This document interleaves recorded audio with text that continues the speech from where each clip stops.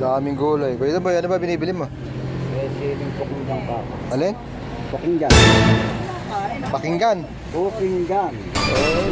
Ulit mo pa. Silim pula. Wala rin ba? Wala.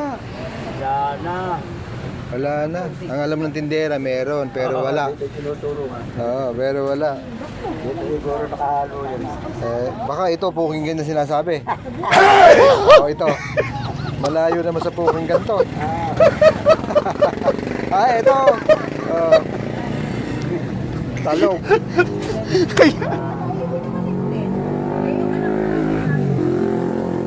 Ayaw ata tayong pagbilan dito Ha? Wala atang tindera. Ala ka raw bang Pakinggan? Meron ba ako dito? Ala, hindi ay, eto pala.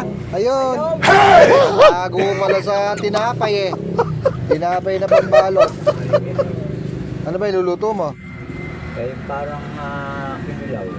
Ilang ba ito? Kalahati. Pang kinilaw na ano? Baboy. At bayat sa puso ng baboy. Hoy. Kalahati. Malasa yun Oh, malakas na kalahati.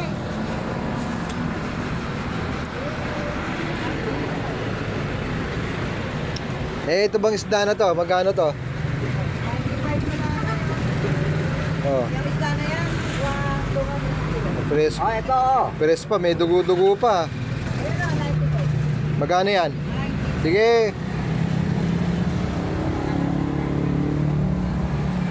Oh, wala nang ganon tinda yung tindera. Pauwi na. Pagka ganitong oras, palugi na yan. Meron ka bang maliit? Meron. Meron ka bang maliit?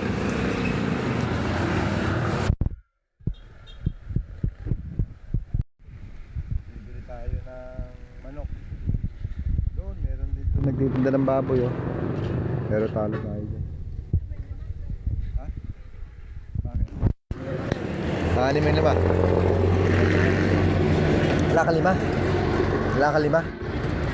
Bibigyan natin 50, bariyahin mo ng bigyan mo akong 45. Magkano yung 5 piso? Bibigyan kita ng 50, pahingin 45. Paano mo babariyahan to? Ha? Paano babariya to? Sige. Sige ba ibariya ako? Taga saan ka ba? Okay. Ayan. Ba't lima lang kasi gusto mong hingin? Sino ba yan? Ha? Anak nino yan? Kaya, nakanak na yan.